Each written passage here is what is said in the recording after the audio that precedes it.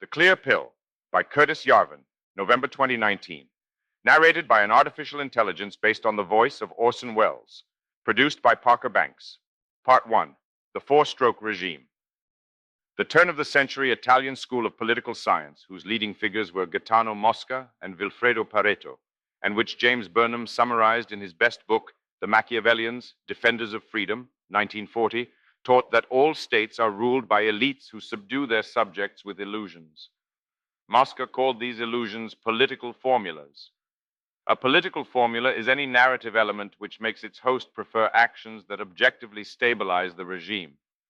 The peasant in ancient Egypt might submit to his pharaoh to avoid offending the latter's father, the sun.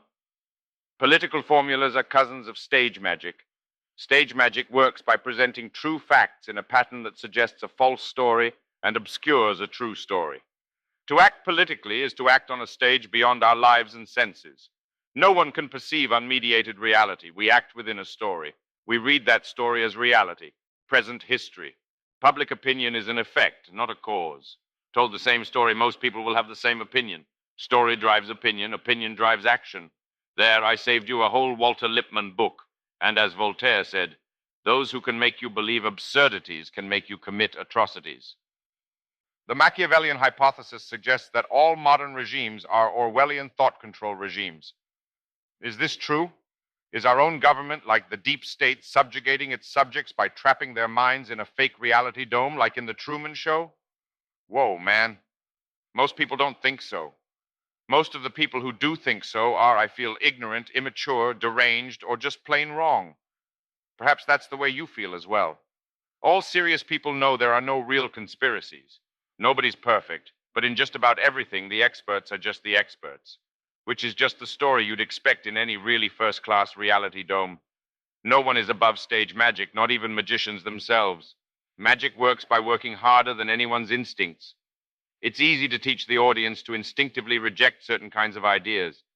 And the experts and the serious people are the only people who have to be fooled. Political stage magic is the psychological engineering of the population. Most engineering fields are beyond most people. Maybe you can understand the projector. Maybe anyone can walk out of the dome. Maybe I'm the magician myself. Be careful. Take the clear pill. Here is one way to check out any idea you don't want to believe. Assume it's true, then build a new reality around that axiom. Once you fail, you get to say, I can't see how this could be true. I don't want to believe the CIA did 9/11. I try to build a reality in which it did. I fail spectacularly. I go back to believing it was an Al-Qaeda conspiracy. I don't want to believe OJ is guilty. I assume he's innocent, then look for the real killers. But I can't even imagine them. This integrity check is literally fail-safe. It can't brainwash you into random internet nonsense. If you don't see a hole in the dome, you stay in your present reality. Your failure is a contrapositive proof that either you were right or your imagination was weak. Either way, time for another stake. And your success remains yours. No one needs you to believe anything else. This pill is neutral, tasteless unbelief. It is just a broad-spectrum treatment for common political formulas. It contains no beliefs of its own, true or false. The clear pill does say you're in a dome. It says nothing about the real world outside that dome, only that you know nothing about that world, just some facts. It does not even challenge any of those facts. It is made from pure philosophy and contains no jet fuel or steel beams. Try it. It'll be fun. All the cool kids are taking it. The Objective of Neutrality. True history is not a set of facts. It is a true story made from facts. Multiple stories of the present are presently available. The purpose of this pill is to present a standard none of them meets. To apply this standard is therefore to believe no story at all. To be neutral is to accept that you don't understand present history. Neutrality is a sort of political atheism. Absence of political conviction implies abstinence not only from political action, but ideally even from political desire, the Thymos of the ancient Greeks. Productive political action involves a group acting within a story. You are one person with 0 stories, so you can't change the world. You used to think that was part of your job, as a human being, whichever side you were on. It was a bad job and you were bad at it, so you quit. Now you don't even need to want to try to change the world. No need to accent this in applications or grant proposals. The Machiavellian is above all a realist. In a perfect state of neutrality, which none attain perfectly, you will be free of political energy and stress. You will not be of any use or any harm to any particular cause. You will feel neither political anger nor political fear. You will neither cause trouble nor get in trouble. This vacation from politics need not last the rest of your life, but it can. Neutrality is just an intellectual divorce from whatever narrative you may follow now. Someone could still tell a story that met your new standards. You could still believe it enough to decide to live in it. Right now, it feels really good to be on your own. And no, you most certainly do not vote or demonstrate or agitate or do anything like that. To be neutral is to be as useless as possible to all sides of all conflicts. If that's not anywhere you are willing to be, now is the time to bail. The Hollow Buttress. Of course, we haven't shown anything yet. Right away, the going is hard.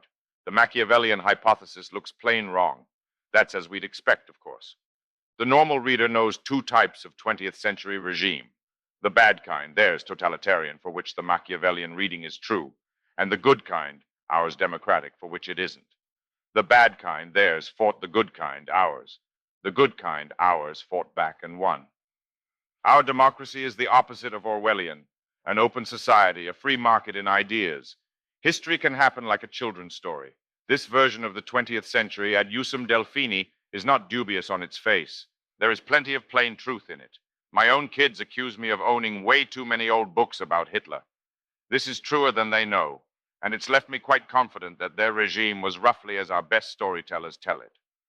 Factually, few eras are better known to today's historians than the Third Reich. Few current students of that regime are moved by its PR. Hard to say the same of the New Deal. History loves a loser. Its archives lie naked, its mysteries unguarded. Yet what does Hitler prove about us? Anything. Have the awful never fought the awful, and for awful reasons at that? Stalin can take at least as much credit for fighting Hitler.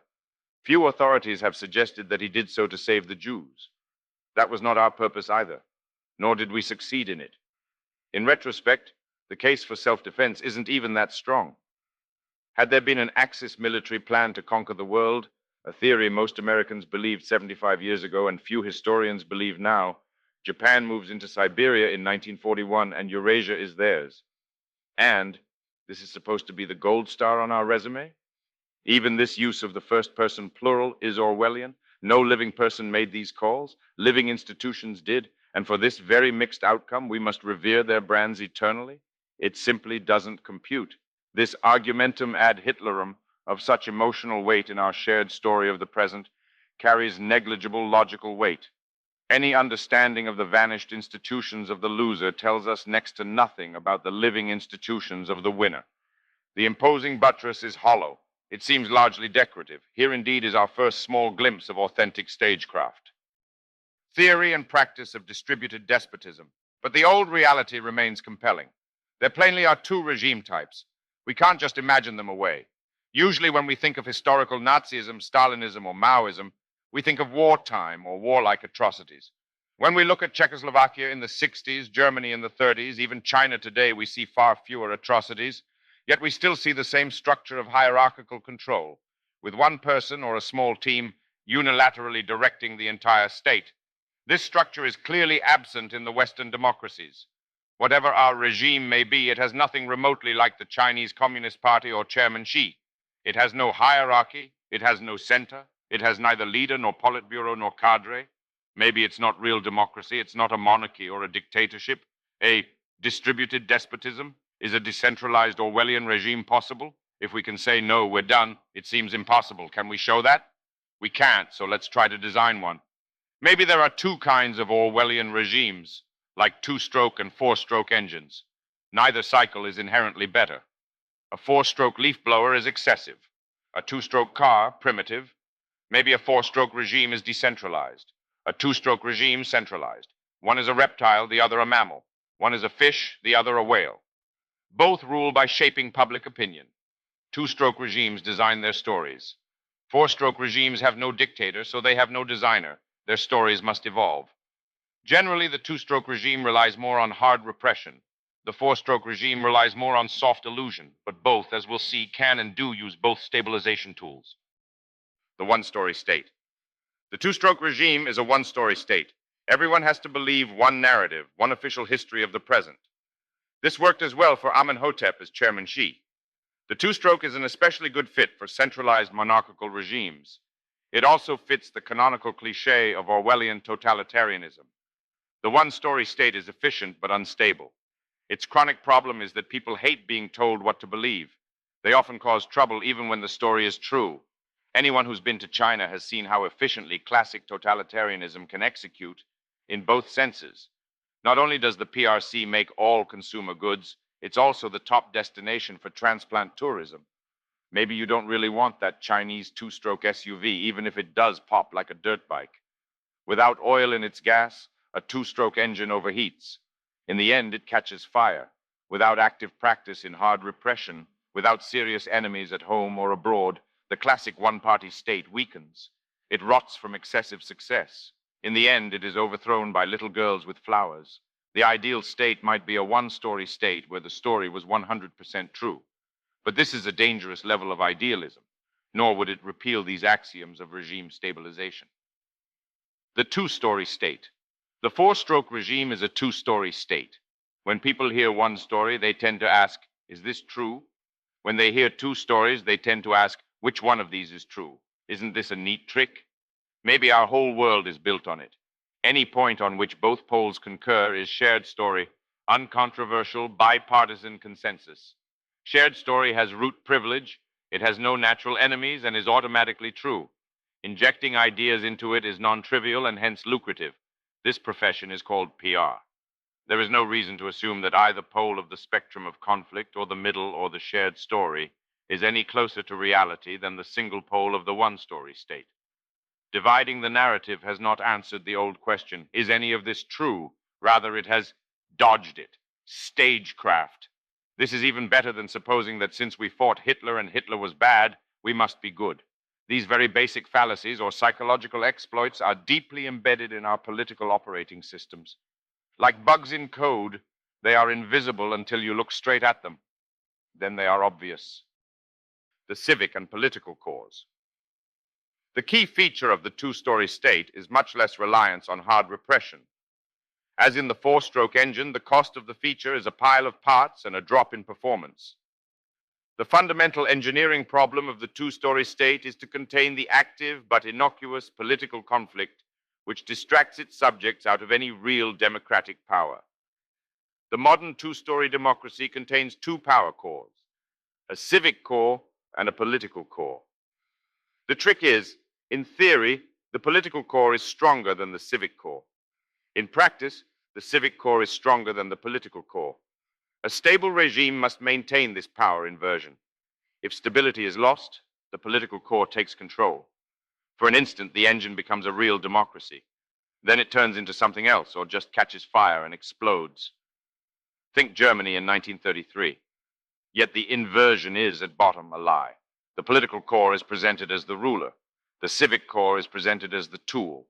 The real flow of power is the opposite of the apparent flow. Public opinion does not direct the civic core. The civic core guides public opinion. The one-story state needs continuous repression. The two-story state needs continuous stagecraft. Of course, the former can still lie, the latter still repress. In current language, the positive label democracy signifies the civic core. We must all defend democracy from politics, a negative label. People really believe this newspeak. Since it is dangerous to reverse the power flow, they may even be right. This inversion is the relationship between Parliament and Queen that Bagehot described 150 years ago.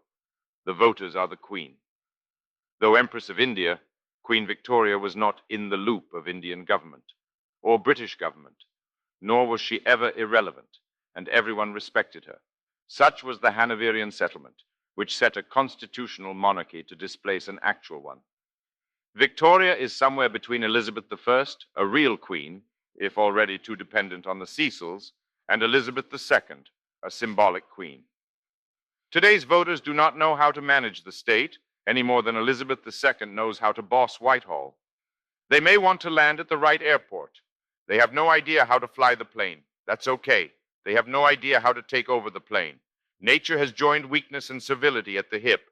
The weak, she has decreed, may only appear to reign. They can neither take nor hold power. They have never ruled and never will. Wherever a child monarch reigns, someone else rules. The Civic Core. The Civic Core is the permanent civil service, plus what in other countries the press calls civil society. Civil society means all legitimate institutions designed to serve or guide the state or public. This includes the press, academia, philanthropy, and so on. These mission-critical organs are strongest, safest, and most democratic when kept outside even the potential reach of political accountability. While the civil service proper has many protections, it remains in theory hierarchically subordinate to the president. This may be fake. It can't be fake enough for an institution as critical to our democracy as the press. It wouldn't seem right, except in wartime, to have a Department of Information. The wartime truth ministries were OWI in World War II, CPI in World War I. It's interesting to compare Western civil society to an Eastern ruling party. Both are organs outside the civil service proper. The latter is truly centralized, the former decentralized. Civil society has no single point of failure. That's cool. Yet it is impossible not to notice three disturbing facts about it. We'll have to leave these phenomena as mysteries for now. 1. It has no arbitrary center, but its reputation system seems arbitrary or at least static. The prestige of prestigious universities, newspapers, etc., does not seem to change. These institutions must be either impeccable or unaccountable. 2. Some mysterious force seems to ideologically coordinate this system. All these prestigious institutions, though organizationally quite separate, seem to magically agree with each other. When they change their minds, all change together in the same direction. We cannot say that Harvard is on one side of Yale. We can say the Harvard of 2019 is on one side of the Harvard of 1989. This force is not centralized, but works like a center.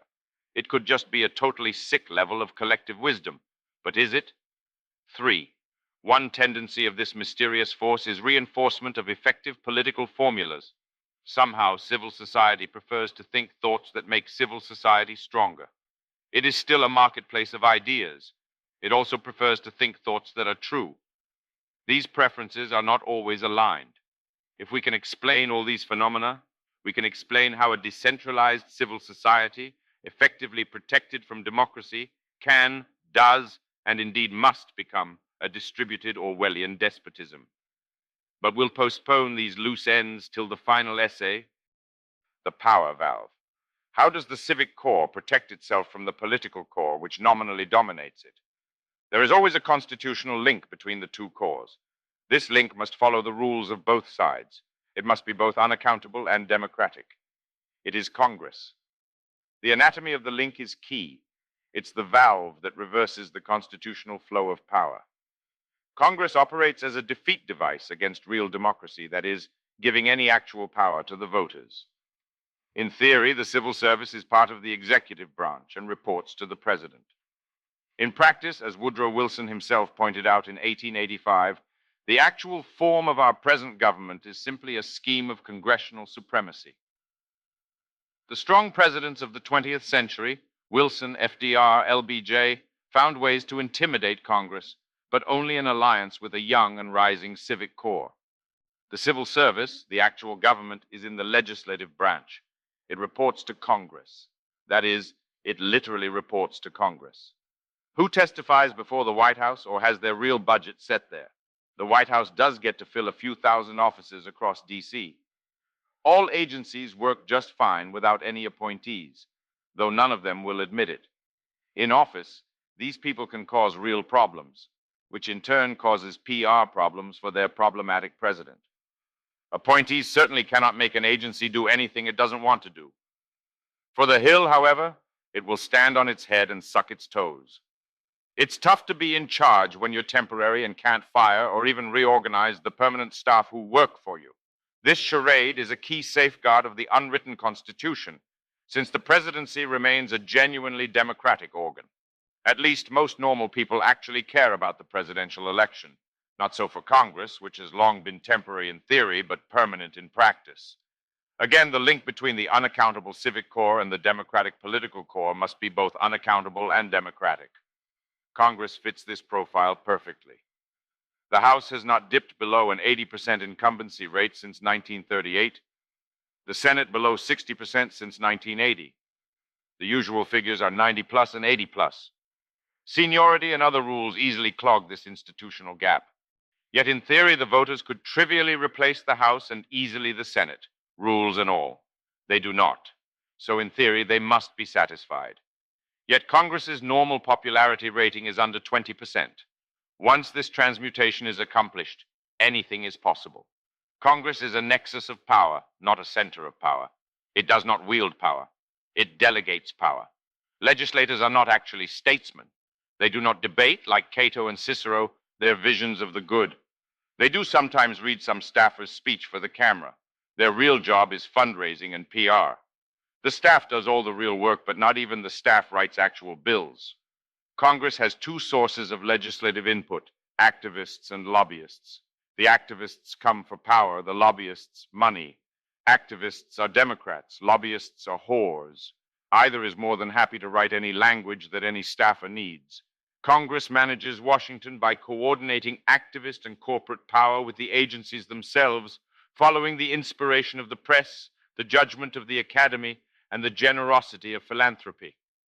This real constitution is written nowhere. DC does not even really need an executive branch.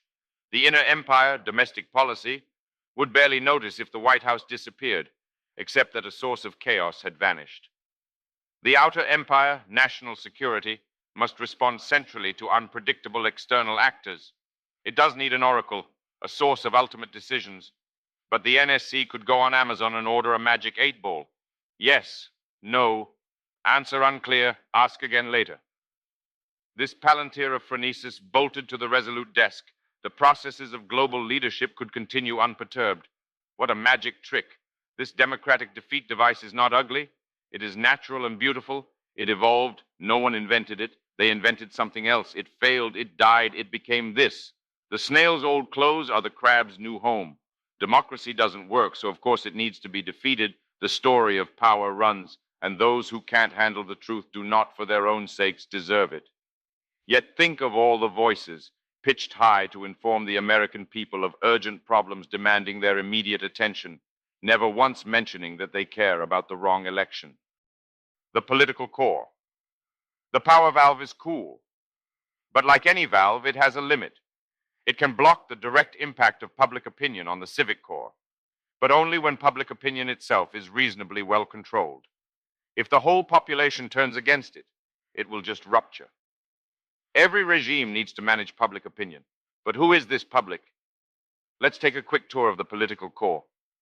As Orwell wrote, all societies have three human layers. We may call ours gentry, commoners and clients. The gentry are urbanites, cultivated and ambitious. The commoners are suburbanites, educated and independent. The clients are Marx's proletariat and lumpen proletariat, uneducated and or dependent, controlling clients and commoners. The Romans were right about divide and conquer. The natural conflict pits commoners against gentry plus clients. These two sides hold incompatible theories of government.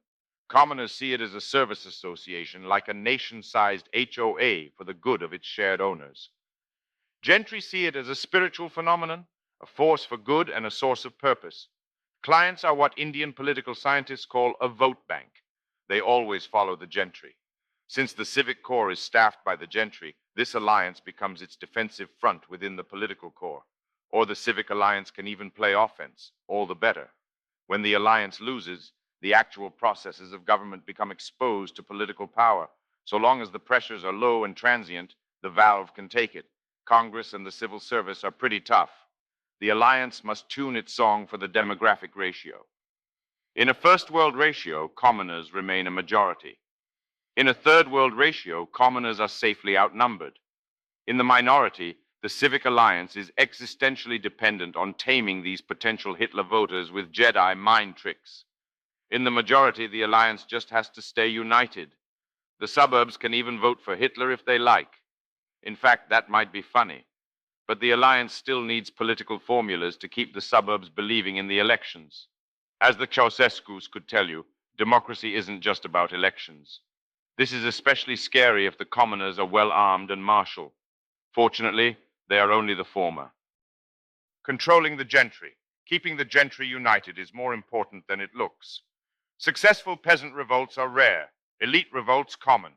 For commoners and clients, politics is cultural or tribal. The gentry are genuinely governed by philosophy. Here is the genius of the two-story system. Each story is a whole philosophy, and the choice is not Boolean. The two stories become poles of an ellipse, within which all may think freely, the Overton bubble. Every point in this ellipse is different. A mind at any level of talent and cultivation can search forever for truth inside the bubble, never thinking of the original question, is any of this true? This harmless marketplace of ideas, completely convincing yet completely contained, is just a beautiful regime security device. Certainly the one-story state has nothing like it, punctual trains and all. Useless to complain about how efficient you are when you're getting overthrown. Most critics of the status quo think there used to be free speech in America, but in the last few years there has been a crackdown. If we ever had a level playing field for free speech, no one living ever played on it. What's new is not the bounds, but the need to enforce them. The whole point of the two-story state is that it should need little or no repression. But the three-story state. No empire is forever. Stability itself is destabilizing. The more stable the elite, the greater its freedom to screw up. No elite in history has permanently resisted this temptation. The consequence of sustained elite incapacity is that all narratives within the Overton bubble become unconvincing. The illusions stop working. Stories outside the bubble arise. These stories can be anything. The space outside the bubble is much larger than the space inside it. The most dangerous outside stories, A, are completely true, B, aim at rogue gentry, and C, exalt commoners and or disparage clients. Any such narrative might be the political formula of the next regime. This actually should make you think of Hitler. Don't panic. All is nowhere near lost. Hard repression remains available. It does damage the illusion of free thought. It also works damn well. Illusions can be patched, even broken. Most Germans today are happy with freedom minus bad think. More subtly and beautifully, a third story is not dangerous if it cannot possibly succeed. It can even be useful as a sort of vaccine against actually dangerous ideas. The ideal third story is just plain bad. This also makes repression easier. And since existing outside the bubble does not imply independence from the bubble, the third story can be made bad. Once again, there is no conspiracy. We are just seeing mimetic evolution. The long-term risk of the three-story regime is that the two mainstream stories merge into one. The ellipse becomes a circle. The four-stroke engine becomes a two-stroke. It was not made to run as a two-stroke, but there's a first time for everything. Now that you're feeling the medication, we have left a mystery or two for later. But if you were wondering how Orwellian distortions of thought, language, and history could exist in a modern constitutional democracy, maybe now you know. But the clear pill is not complete, just completely framed. We have constructed a hypothetical Orwellian regime shaped a lot like ours. We have no evidence at all that it is like ours. One can't question a story by demeaning its origins. Imagine questioning Islam by mocking its prophet. What C.S. Lewis called bulverism is neither logically nor practically effective. The Machiavellian frame just explains the origins of the question. 4 essays follow in this series. The next 3 are written to true believers in each of the 3 major stories: progressivism, constitutionalism, fascism. These essays are not indictments, they are interventions. They speak not about the philosophies, but to them, in language the faithful should understand. The essays do not suggest that any tradition is good or evil. Since the narratives share no common ethical framework, Hume's ought, they can only be analyzed objectively, Hume's is. Each intervention seeks to establish 2 properties. First, that each philosophy is objectively ineffective or counterproductive as the recipe for statesmanship it purports to be, since the outcomes of the actions it promotes do not tend to match their explicit purposes. Second, that each philosophy is objectively effective as a political formula for the present regime. It's hard to imagine anyone accepting both these propositions yet remaining a true believer. By packing a single pill with vaccinations against all 3 major strains of political formula, we have a chance of erasing anyone's political mind. The last essay is about what to do with your new blank slate. Part 2, a theory of pervasive error. Pervasive error is any systematic and significant distortion of thought that impacts the whole discourse of a civilization. Folk superstitions do not qualify. Fashion flows downward from social elites. Genuine pervasiveness must compromise the elites. Elites also disproportionately participate in governance. In historical cases of pervasive error, we often see a sovereign etiology. We can expect our theory to somehow touch on power and the state, which is as far as we should go in expecting. We can only build a useful theory of pervasive error by working carefully forward from axiomatic principles, not backward from observed reality, thinking logically, not scientifically. I know this is weird. Let's start by justifying this unconventional methodology. The wrong way to think about pervasive error.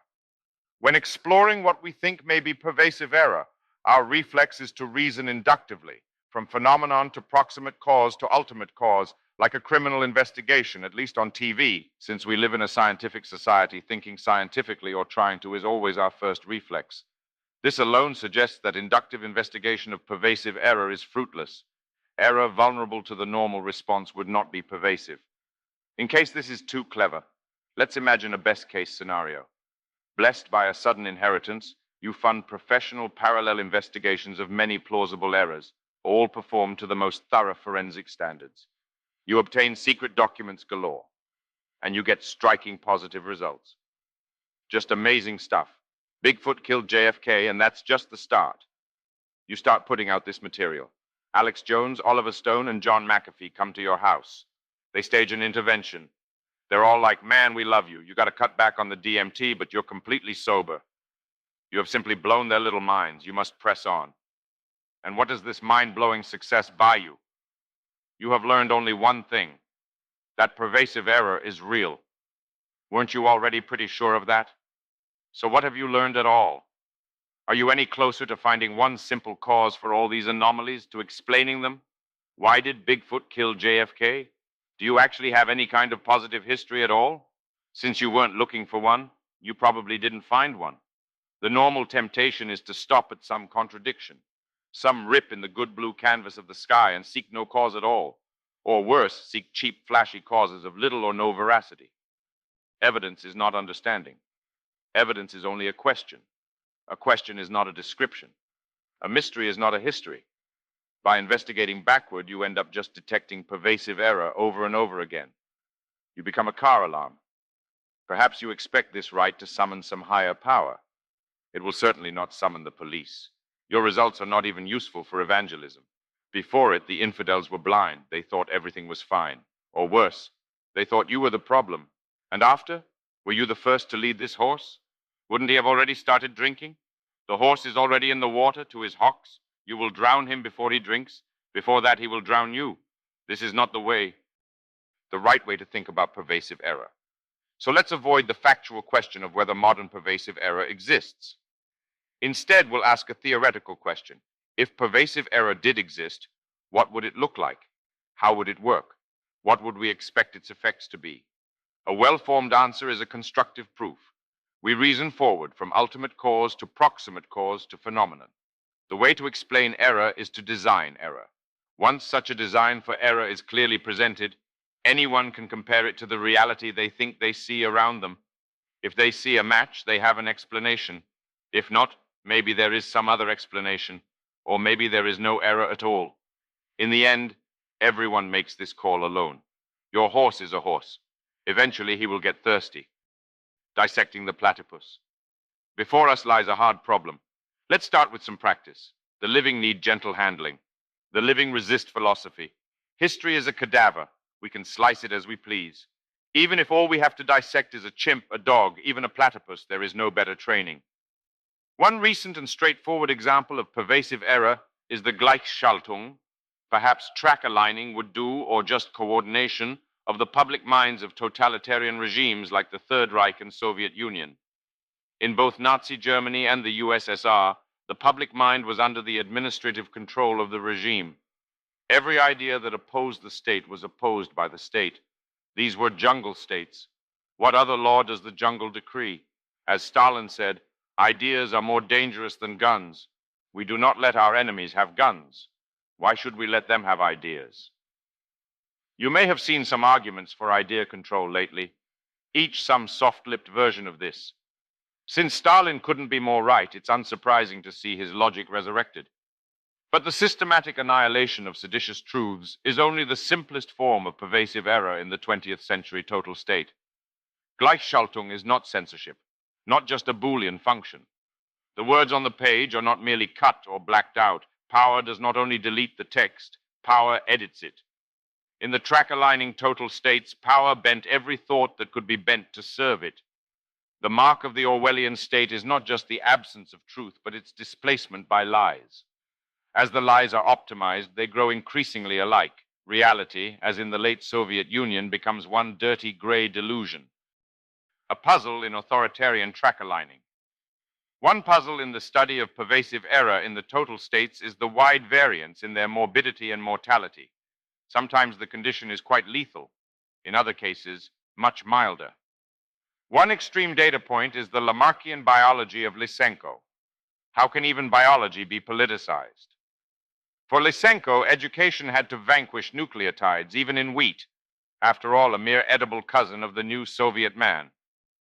At least according to Wikipedia, not known for its anti-communist venom, millions died in the famines of Lysenkoist agriculture, driven by a political edit of biology, an idea more dangerous than a hydrogen bomb. And yet we see the same central control over public opinion in other dictatorships like today's China or Singapore or even Tudor England, all obviously far more benign. Not only are their atrocity numbers way below mid-century standards, the degree of brain damage they inflict on the public mind is also much lower. Even the artistic output of the Elizabethan era is remarkable. Yet Elizabeth believed no less in free speech than Xi Jinping. It's not that hard to explain this puzzle. When we observe the Holocaust, Gulag, Cultural Revolution, etc., we observe not just the total state, but the total state in a state of total war. Stalin and Mao's regimes committed epic atrocities outside literal wars, but they form the exception that proves the rule. During their eras of great massacre, the Leninist regimes were always psychologically in a state of civil war. Yet no one should overrate the safety of any demented peace. War always has a cause. That cause seldom seems sensible in retrospect, even for the winner, and always for the loser. But Gleichschaltung does not wait for any war. By 1935, Victor Klemperer's Cat magazine is already all about the German cat. Everything in German society that can be Nazi has to be Nazi. Otherwise, for most Germans, pre-war life is still mostly normal. Germans in 1935 certainly do not consider themselves at war. Absence of mass murder does not prove absence of mass madness. The latter seems necessary, but not sufficient for the former.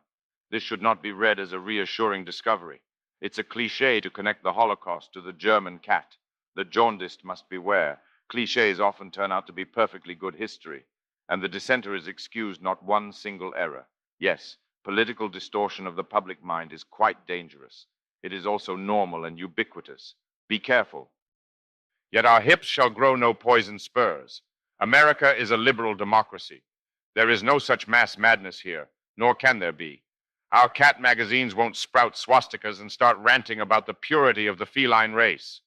Thanks to the deep strength of America's democratic institutions, its politicians will never be able to hijack the government, let alone the public mind. Elect President Hitler, and he would have no tools to make an American Gleichschaltung happen. What exactly would he do? Whom would he use to do it? When we look for the structures and tools which all authoritarian regimes, Elizabethan, Stalinist, or Byzantine, use to manage the public mind, we just don't see them here. There is no Goebbels and no Ministry of Public Enlightenment. There are no poison spurs. This cadaver remains a platypus. Like our patients, the platypus is a mammal with a liver, but we need not check our patients for inflamed venom glands. So we're safe from pervasive error, right? Well, there is another possibility. It seems unlikely, but the Jesus nut. Logically, either liberal democracies are inherently free from pervasive error, or some other mechanism can cause pervasive error in liberal democracies. Liberal democracies have no dictator, no center, and no point of coordination. We're looking for a mechanism which could cause pervasive error without central coordination. Gleichschaltung without Goebbels. In the 21st century Western model of government, elite consensus is set by a market for ideas. This consensus narrative drives public policy, which exists within the reality of the consensus.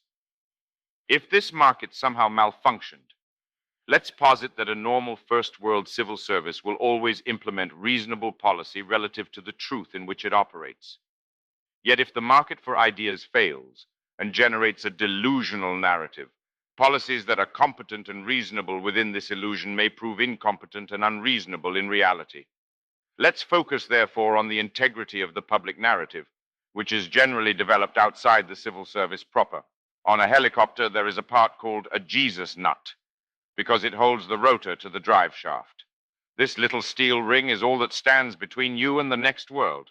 In the modern democracies, markets for truth perform a comparable function. They are all that stand between us and Orwellian mass delusion, homicidal or otherwise. Anything this important is in a very real way sacred, and indeed many seem to engage their spiritual instincts with these markets. This is understandable but erroneous. Don't pray to the Jesus nut. Inspect it for cracks. A market for ideas is a machine. The purpose of the machine is to reject error and discover truth. The presence of pervasive error in the output tray of the machine indicates malfunction. This malfunction is an engineering failure and can be debugged as such. No mystical sentiment at all needs to be engaged. Debugging your truth market. Suppose your truth market, once an infallible oracle, is spitting out buggy truths. Sensible plans made within its narrative seem to always fail, often while idiotic plans that contradict it succeed. While you don't have an isolated parallel market to test it against, you suspect your bureaucrats may be driving in Vegas with a map of Reno. It is always better to debug forward. What could be causing such a bug? How can a free marketplace of ideas, uncoerced by any ministry, still generate pervasive error? Let's work systematically through all the ways the device could fail. The most obvious and common failure mode in any truth machine built on the wisdom of crowds is a failure in crowd quality. Fortunately, our democracy has this problem covered. But let's step through the code anyway. A marketplace of ideas is a Darwinian system. It evolves what it selects for. It selects for the collective taste of its audience. A critical consensus is only as good as the critics it's made of. Magical thinking in this space is common. Crowds can combine and purify knowledge they have, not summon knowledge they lack. A crowd of random farmers will do a great job of assessing the weight of a bull, less so of assessing the contribution of a physics paper. Mastering somehow its egalitarian qualms, our society has made a beautiful exception for the tyranny of prestige and the rule of experts. It never asks farmers what they think of physics papers. The crowd quality problem is a real problem, but a solved one mostly. 20th century democracies took a simple approach to ensuring the quality of their truth markets. They separated public opinion into two tiers, informed and instructed. In many ways, this sensible architecture, roughly as old as the New York subway, is still functioning perfectly as designed.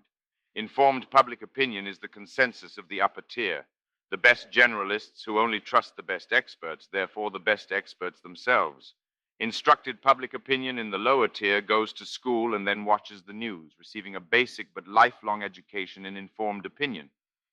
Many kinds of instructional failures can interrupt this process. As we said at the start, these don't concern us here. We are only interested in errors in the expert consensus, not failures to communicate that consensus, legion though these are. This clarifying simplification excludes all kinds of low-grade superstitious nonsense. It is not news that most people are superstitious. It is news if the vaccine against this virus, while effective, is contaminated with a different virus. Therefore, we reiterate our focus on the elite, the consensus of experts, the highest talent, highest prestige, top-tier idea markets. The set of forces that can distort these markets is smaller and more interesting, and ideas flow down from them, not up to them. And there is no shortage at all of raw human talent, present or projected, amongst this upper cadre. This is not to deny the existence, prevalence, or even danger of popular superstitions. Such superstitions are always best fought with the truth. And even the most bigoted elitist must admit that sometimes the peasants are just too dumb to be fooled. Other failure modes in narrative markets. Ideas in a marketplace reproduce, mutate, and are selected. They're Darwinian systems designed to evolve truth. Darwinian systems are amazing. They don't evolve what you want. They evolve what they select for, lion or tick, platypus or man. Obviously, we want our truth market to evolve truth. What is it actually selecting for? Every idea market is an aesthetic device. It selects for the most beautiful ideas according to the taste of its audience. A market measures desire. Desire is beauty in action. And by measuring beauty, we measure truth, because truth, like my man Keats said, is beautiful. Seen from an aesthetic perspective, every idea is a story. A marketplace of ideas is a market for stories. An idea can be any kind of story, factual or fictional, even a song or a film. All creative markets are affected by the phenomena we will describe. But the most important idea markets are those which claim to tell a story, both true and truly illustrative, about the real world. Abusing English only slightly, we may term these histories. The definition is broad enough to include all of science, or, as once it was known, natural history. Our consensus narrative of reality is the output product of the machine, which is our market for beautiful histories.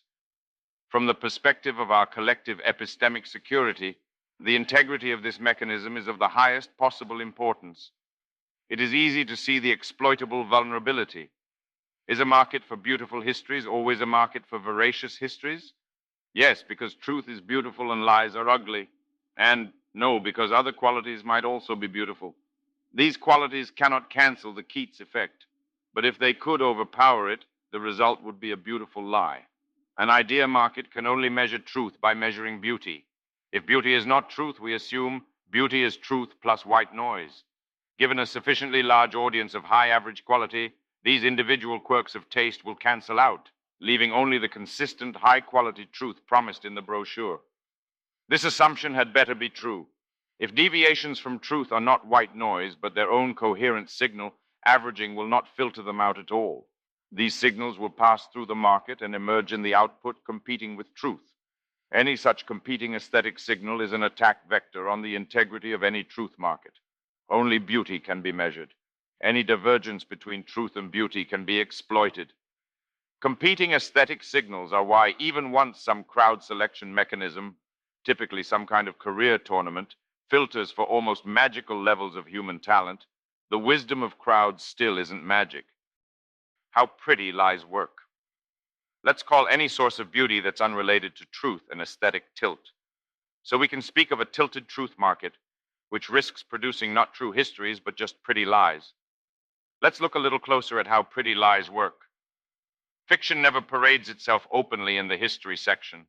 A lie is not a fiction, it pretends to be true. All the tilt in the world cannot make a truth market endorse a naked fiction. Of course, some people are sociopaths. They actually find lies inherently pretty, useful, or both. Sociopaths are rare and hard to wrangle, and it is hard to imagine a pure audience of them. There are always enough sociopaths to fill a niche, never enough to fill a room. So it is hard for sociopaths to sway a market. If you imagine that there is some party, tribe, class, or nation of sociopaths, this is very sad and you should stop. Truth is inherently beautiful. Lies are inherently repulsive. A market for histories works by following this aesthetic slope toward truth and away from lies. A healthy truth market is a skeptical market. It loves nothing more than exposing lies by expounding truths. A market for histories works by using its critics' aesthetic attraction to truth to distinguish truth from error. The mirror image of this aesthetic is the repulsive quality of deceit, yet skepticism itself, though logical, is an aesthetic process. The skeptical process implemented by the brain must still be inspired by the nose. We always start by smelling the lie. Pretty lies, exploits in the market for truth, succeed by disabling our skeptical defenses. The converse of a pretty lie is always an ugly truth.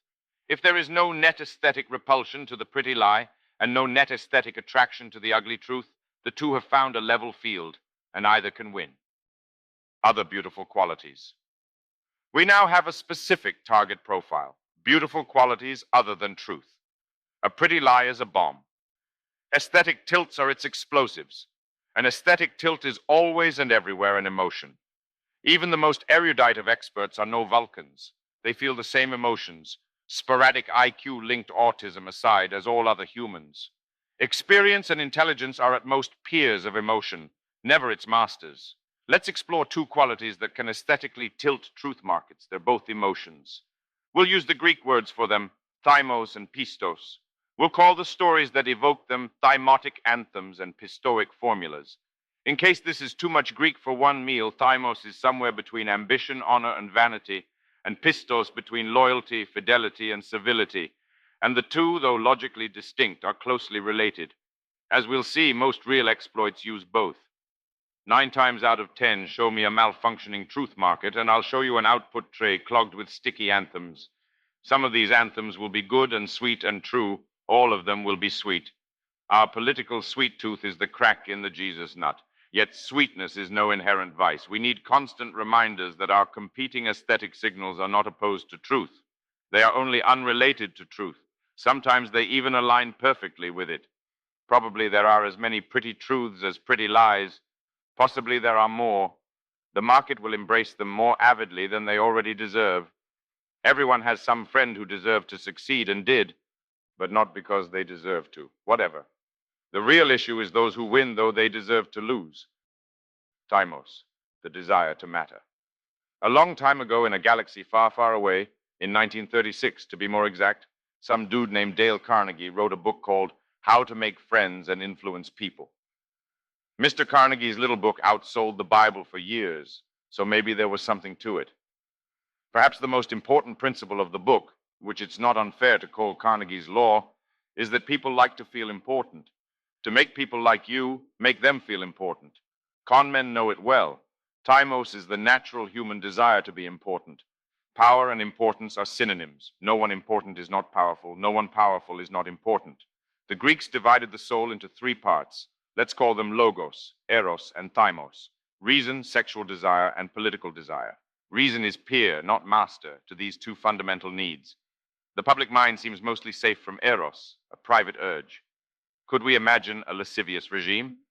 History has here and there flirted with this hellish vision, but eros will always make a good analogy for its fellow lust. For thymos is ubiquitous today. We see it in everyone who wants to change the world or make an impact or simply to matter. Thymos is meaning. The desire for meaning is ambition, a universal human instinct. An anthem is any story that satisfies thymotic desire, a story that makes you feel important. Carnegie's law tells us that people will naturally find anthems beautiful. 4 anthemic themes. As literature, the anthem is a genre, like romance or noir. While an infinite number of romance novels can be produced, the entire genre is built on a quite finite list of themes. The same is true for the anthem. Let's look at 4 anthemic themes: victory, punishment, rebellion, and largesse. This set may or may not be complete. Victory is the theme of taking power. An anthem of victory is a tautology. If winning isn't important, it isn't winning. If it is, it leaves you more powerful than before. Punishment is the theme of enforcing power. An anthem of punishment is an excuse for cruelty. What could be sweeter? Any punitive act, even symbolic, builds strength and confidence in the punisher while humiliating and weakening the victim. There is little a chimpanzee enjoys more than forcing another chimp to suffer. Our cousins may share a sense of right and wrong. Surely as they bite off some rival's balls, they feel they are imposing justice. They certainly feel important. Rebellion is the theme of disrupting power. To destroy another's power is inherently a demonstration of power. To use or show power is to gain it. The disruptor need not hope to gain, nor even be a subject of the power. Rebelling from the inside is insanely dangerous. Helping other folks rebel is almost as exciting and a lot safer. Largesse is the theme of building power. Power is made of social obligations. The way to build social obligations is to help out other folks for free, in cash or in kind. Suppose you transfer some value to another person. If the transfer fulfills or creates a legal obligation, you are doing business. If not, you are a patron. Where largesse is infrequent, unpredictable, and unnecessary, the obligation it creates is merely social. Once largesse is regular and necessary, the bond is also economic. These bonds blend fluidly together into an instinctive patron-client relationship. Even the English word lord comes from the Saxon hlaford or loafguard. Lord is he who secures your carbs. To be strong is to have an army. To rise, become a loafguard who feeds an army, commands an army. A tapestry of anthemic themes. Anthems often combine multiple themes. For instance, here is a thought: let us rob Peter to pay Paul, but take no cut. With no cut, there is no direct gain, so this is not an anthem of victory. But we are still punishing Peter, not by robbing him, which would be wrong, but by imposing a fine that he owes for some misdeed. We are still bestowing largesse on Paul, not as an undeserved windfall, but a repayment of some debt he is rightfully owed. We cannot literally say or even think that we are getting our rocks off by hurting Peter and feeling big by patronizing Paul. But if we find a history that narrates Paul's injustice and Peter's crime, we will find it beautiful. This is history that matters. This is how Thymos, ambition, contaminates logos, reason, letting a truth market select for and evolve mere pretty lies, vanity, empathy, and mimesis. Still using the same example, let's take an even deeper dive into the psychology of an anthem. Neither the creator of the above history nor its consumers think, unless they are that rare sociopath, that the goal of the act it proposes is to gain power over both Peter and Paul. This intention is the farthest possible thing from their minds, which are not operating on a Machiavellian level at all. If normal people, they are quite sincere in their literal voices. Of course, they sense some passion amidst their reason. Of course, they attribute this tingle to a different emotion, agape, meaning charity or empathy. Unlike Thymos, agape should not contaminate logos because it is altruistic to implement altruism logically. This is a nice theory, leading to the world of effective altruism, but of course vanity has nothing to do with empathy. Agape contra Thymos. The power of Thymos to mimic agape makes it easy to see how both sides think they're about to fight the zombie war. Other humans who fail to respond to the songs of empathy that move all normal hearts must be cold, inhuman, even evil. Zombies must be fought with the cold fury of zombies. Thus both sides see themselves as humans against zombies. But how can we tell the difference? Agape is real, but it works by different rules. The natural instinct of social empathy is never uniform. It always declines with social distance. It is therefore clannish, tribal, and nationalist. In ancestral humans, it tends to decline past zero to antipathy, often homicidal, by the nearest natural border. For 1,000,000 years, the young men would kill male strangers on sight, as chimps do. Ours is an absolutely awful genus. This natural social instinct can be harnessed in civilized governance. It cannot be ignored. It should definitely not be used as is. That truly uniform human agape, not clannish or tribal or nationalist, can be defined, we do not doubt. Uniform empathy is certainly not the emotion of a chimp. It is the emotion of an angel, or at least a saint. Saints exist. Anyone can design a constitution for them. All must quail before the zeal of any constitutional engineer who declines to design a machine for the sinful customers as they are, instead designing one for the nation of saints that after their imminent spiritual revolution they must become. So we are doubly justified in suspecting that most purported empathy contains at least some dose of ambition. Most wasabi is dyed horseradish. Most people who taste real wasabi prefer the horseradish. True empathy has its charms. It makes dubious political mortar. Ambition is just a better building material. Not only is it much cheaper, it's usually more attractive. Thymos, shameless as any desire, is happy to burrow into either form of empathy, instinctive or saintly. Instinctive empathy is naturally beautiful. Saintly empathy is supernaturally beautiful. Since Thymos too is beautiful, either makes an excellent disguise. One way to test purported empathy for deeper ambition is to check its response to disappointing results. True empathy is logical. However much it cares, it only cares about results. Persistently ineffective or counterproductive charity often conceals ambition. We can find pairs of comparably empathic histories, only one of which is an anthem. If the anthem is much more successful, the market for histories is probably selecting for ambition. Consider two histories of climate change. One suggests that the best approach to the issue is restricting consumption. Another suggests some technical response, nuclear power, geoengineering, or carbon capture. Since restriction is coercion is punishment, it is an anthem. Geoengineering or whatever is not.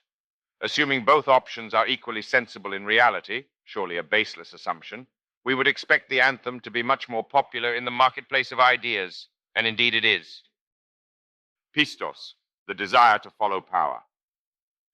Late in the 19th century, Gaetano Mosca coined his concept of the political formula.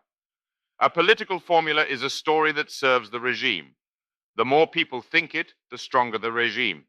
To put it differently, a formula must be objectively loyal. Political is a shifty word. What Mosca meant was sovereign, and not all powers are sovereign, nor is sovereignty implied in Pistos, the Greek word for loyalty to any master. So a more general case of the phenomenon would be a Pistoic formula. This generalization gives us a way to move the problem outside the tricky area of sovereign power and into the better-known territory of corporate power. If a political formula is propaganda, a corporate formula is marketing, or worse, internal cultiness, like a Japanese Zaibatsu's company song. Hollywood has taught every Western adult how to understand and diffuse creepy corporate propaganda. Suppose you read about a new piece of research which suggests that climate change isn't that bad at all. It might even be good. These researchers have the best possible credentials. Harvard all the way, yada yada. The good news was about to make your whole day. Then you looked more closely. These scientists were actually funded by Exxon. Oops, sorry for forwarding that. Clearly, as they say in Italian football, e pagato. Well, anyone can turn to the dark side. How loyalty really works. Actually, you are wrong about this, but also still right. Exxon has class. No one with class would ever just pay a scientist for useful results. No scientist with class would ever sell them. Yet your basic perception remains basically correct. Loyalty is an emotion, not a reason. I pay my taxes because the police will come to my house is not a political formula, because it is not an aesthetic or emotional bond. I pay my taxes because the money supports good works is a political formula, which does not prove it false. The scientists funded by Exxon are loyal to Exxon. This is not a business transaction. It is an emotional attachment. Largesse is not a loan. Loyalty is not a debt. Even if these scientists are as capable and honest as any saint, their aesthetic judgment is tilted. It is inevitable that they will perceive data which supports their patrons' interests as clear and representative, and data which opposes these interests as noisy and misleading. They may only pursue hypotheses favorable to their patron. They may only report data which supports their hypotheses. In these or 1,000 other unconscious ways, these scientists will tend to generate only papers which are corporate formulas for Exxon. The sensible response is not to debug their work. Just ignore it. Science should not have a conflict of interest. Exxon in real life has long since recognized the futility of this effort. We can just say, never trust content from ExxonMobil. Okay, get ready for a little discomfort. How sovereign loyalty really works. Other scientists of the same caliber are actually working on the same problem. Their funding comes not from Exxon, but NOAA. It is not corporate, but sovereign. Well, that's all right. But wait, where the interests of NOAA are concerned, the relevance of climate change is, if anything, more apparent. NOAA has a budget process. This research is at least as relevant to NOAA's cash flow as to Exxon's. What if the scientists are loyal to NOAA or USG itself? Yet nobody says, never trust content from NOAA. Whom else would you trust? Who studies climate science, yet is not professionally loyal to institutions that will grow larger and stronger if the public worries more about climate change? Nobody, more or less. If we apply the same standard of conflict as with Exxon, we exclude all the real experts as well. Whether or not they are on staff at NOAA and other agencies, their grants are from there. So we have no trustworthy information at all, unless we choose to tolerate this obvious conflict of interest. For some improvised reason, elections, that seems remote, mystical, and perfunctory. If we have one book of epistemic rules for Exxon and another for NOAA/USG, we have dug a deep philosophical hole. Climbing out will take a great explanation of why what looks exactly like special pleading, driven by emotional loyalty to power, isn't. If we use the NOAA rules for everyone, any flack with Excel and a budget can con us out of anything. And if we use the Exxon rules for everyone, we know nothing at all about climate science and some other fields. This question is not confined to NOAA. Assessment of compromised fields and methods.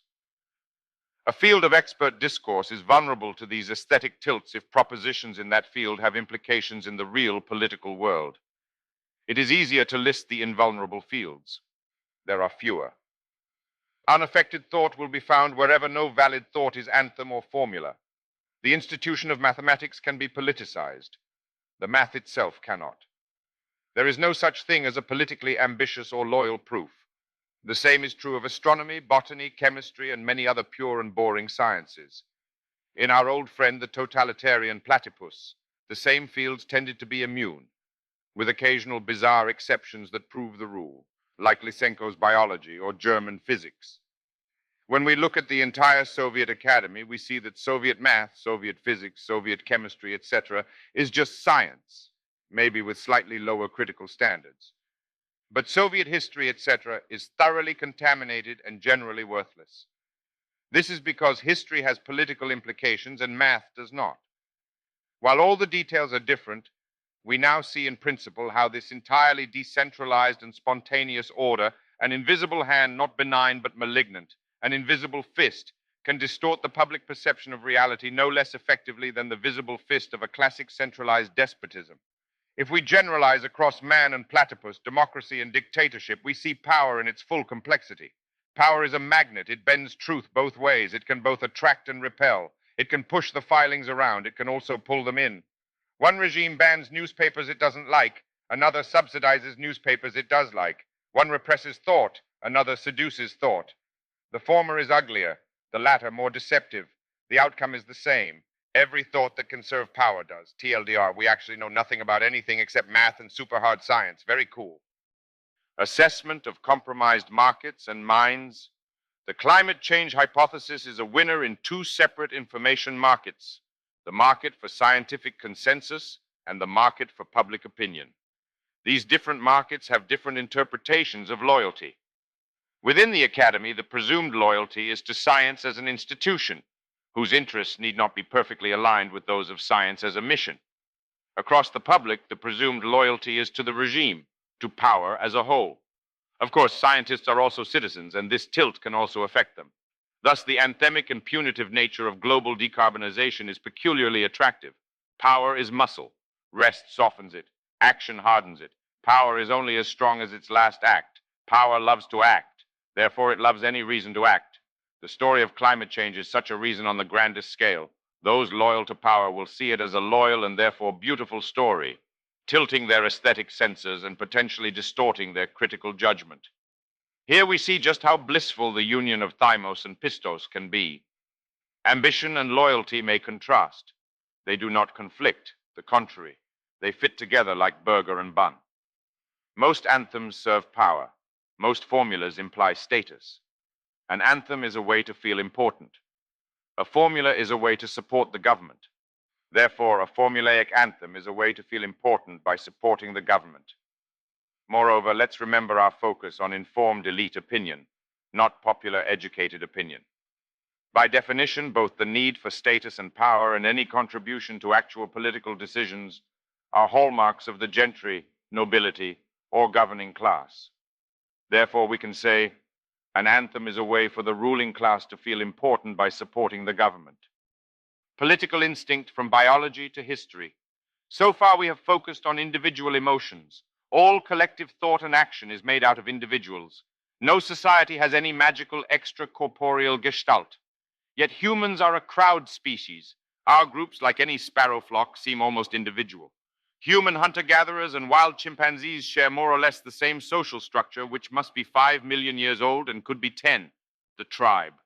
Surely our political instincts worked out well for us in this evolutionary environment. Why are we emotionally attracted to ambition and loyalty? Why are both so beautiful that they can confuse our sense of truth? Because a taste for both arts is as critical to reproductive success for an Elizabethan courtier as for a Caciquila chimp. And if, while these tribal instincts sort of still worked in the modern world, in other ways they really kind of didn't, this would be so consistent with many of our little biological woes. Is our taste for politics so different from our taste for sugar? Instinct is not intelligence. No hard-coded program is perfect. But in a stable, adaptive environment, an instinct that fails systematically will have long since been revised by evolution. In the tribal world, not only were political instincts like loyalty and ambition productive for us individually, they also tended to work out well collectively for the tribe. Biologists still argue about group selection, but a dysfunctional tribe is unlikely to pass on any DNA massacre has always been a thing.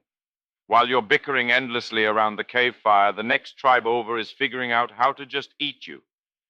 In modern civilization, these equations need not hold. Any of our instincts may be dangerous individually or collectively. Evolution just hasn't had enough time yet to tune our biology, from individual emotion to collective intent. Many, if not most, political stories, whether or not they qualify as anthems or formulas, qualify as collective intentions, plans or agendas for collective action. Even many pure descriptions are fashioned around some implicit intention. In English, intentional language often uses either the passive future imperative, what should be done, or the collective first-person plural imperative, what we should do, oddly like the old royal we. Intentions are subject to an interesting comparative analysis. Every intention implies some real-world goal. The intention is also a thought, competing in the market for thoughts. If this thought prospers, its popularity may affect objective reality. When we compare the explicit purpose of some intention to the expected impact of its popularity, we are comparing apples to apples. This fruitful analysis reveals three classes of intention, which we'll call Machiavellian, para-Machiavellian, and pseudo-Machiavellian. A Machiavellian intention has an impact matching its purpose. The purpose may not be good. It does what it says on the box. A para-Machiavellian intention has an impact not matching its purpose. These ideas can be quite dangerous. Many, of course, are mostly harmless. Some are even beneficial. A pseudo-Machiavellian intention has no impact. It is thymotic pornography. It engages political instincts without changing the real world, like being a sports fan. In the adaptive evolutionary environment, it seems likely that our political instincts had much more effective Machiavellian outcomes. We need to learn to manage these instincts in the modern world, or else change the world to fit around them. Collective impacts of political formulas. This classification gives us a clearer handle on the political formula. The definition of a formula relative to any power is objective. Its popularity advances the interests of that power. The simplest form of political formula is purely Machiavellian, like the SS motto of "Our honor is loyalty," or the Leninist "Sacrifice everything for the party." This militaristic form of loyalty is somewhat de trop in our gentler, more ironic age. Intentional loyalty, trying to help the party, emotional loyalty, believing in the party, and objective loyalty, being useful to the party, are three different things. One of Orwell's grim truths is how easy it is to be objectively useful to a regime by intentionally rebelling against it. More subtle and more common than the purely Machiavellian formula is the para-Machiavellian formula. Emotionally loyal, objectively loyal, not intentionally loyal. Strengthening the regime is an unintended consequence of this intention's popularity. But this consequence remains welcome. It may be obvious, in which case it is still beautiful. A common intention of this form is an agenda whose ostensible goal, good or bad, cannot be achieved without also punishing the political enemies of the regime. If this unintended consequence is seldom advertised but still easy to see, the agenda will still succeed as both anthem and formula in any truth market. Winking at the market is a time-honored Wall Street strategy. Pervasive error and distributed despotism. Any despotism is the tyranny of error. No one sensible could possibly mind a benevolent dictator who was also always right. Distributed systems are hard. It's amazing when they work at all. We shouldn't be surprised to see failure modes, but nor should we have to live with or be ruled by pervasive error. So we should admit that distributed despotism is caused by the way power poisons truth markets. Putting a truth market in power is unsound political engineering. A previously reliable machine will start to evolve pretty lies. This is a slow and degenerative process which cannot be reversed. Putting a church in charge of the government is not putting God in charge of the government. Putting a truth market in charge of the government is not putting truth in charge of the government. Returning to our original comparison between centralized and distributed despotisms, dictatorship and democracy, platypus and man, it's remarkable how these very different systems converge on the same track-aligning effect, repressing thoughts that challenge the regime, promoting ones that flatter it. Yet distributed evolution does often uncannily mimic central design. Power is power. Through some pyramid of bureaucrats, the Central Committee ordered Havel's greengrocer to display in his window their official slogan, "Workers of the world, unite." Do not our stores have such slogans in their windows? I see them every day, don't you? They even come pre-printed in all the right colors. Yet our slogans are not so standard, nor our cadre so pyramidal. This is no flaw of power, but its dazzling perfection. The entire system, whose objective strength we just compared to the Czech secret police, formally does not exist at all. Very cool. A theory of wokeness. Wait, wasn't this chapter supposed to be some kind of attack on progressivism? Yes, and it is. We just went the long way around. There are fewer minefields on the deductive side of the hill. If you didn't read this essay as a theory of wokeness, read it again. Nor is this an attack, just an explanation. Similar theories are not hard to find among various foes of progressivism. They are too often stated as indictments, implying systemic mens rea. This deep factual error is deeply enfeebling. The most sympathetic explanation is objectively the strongest, most convincing argument. My own personal sympathy is only philosophical, not emotion, just principle. Every writer harbors both eros and thymos. Both should keep off the page. I, too, dislike progressives. But they are normal people, not evil zombies. And for all its flaws, our marketplace of ideas might still learn that progressivism is a way for the ruling class to feel important by supporting the government. A microhistory of media evolution. Finding the anthems and formulas in progressive ideas is an excellent critical exercise for the curious. Eventually it gets easy and repetitive, but it can be challenging at first. And a good theory should always be solving more mysteries. The explosion of progressivism in the early 2010s is coincident with the rise of social media. The two are probably connected. How? It's a good excuse to trace the evolution of woke. The story starts with two concurrent trends: the shift from site-based to social discovery, and the rise of new media sites that connected analytics directly to their editorial process. While these changes did not increase the competitive advantage of woke anthems in the news, they vastly increased the evolutionary efficiency of the market. The inscrutable algorithms instantly sensed the latent power of wokeness and amplified it. And as it was amplified, it excited further market demand. The evolution of ideas, once a lazy ripple of views and reviews, had become an instant viral loop. Darwin started grinding up his Adderall. It is still not easy to predict the future of the progressive century. It did not start in 2012. It will not end by 2022. It may not end by 2102. History, always contingent, is full of endless dry stalemates and sudden sickening turns. Yet it never hurts us to learn more of its causes and its patterns. The long cycle of truth, power, and error. We end, for now, with a paradox on a long horizon. Consider this cycle. The intellectual command economy rules. Public opinion is directed by a dogmatic bureaucracy, rife with pervasive error, systematically incapable of changing its mind. An unofficial free market for truth evolves. This market cannot be poisoned by power because it has no power. It develops a higher quality product than the official narrative. A new epistemic elite arises. The old intellectual bureaucracy, smart enough to sense its own inferiority, hands power to the new truth market. A new golden age begins. Dogmatic bureaucracy returns. Slowly and inevitably poisoned by power, the once vibrant civil society slowly ossifies into a dogmatic bureaucracy, evolving more and more pretty lies until pervasive error is again the norm. Western civilization has been repeating this story over and over for roughly the last half millennium. At each step in the cycle, there is no clear way to prevent the next.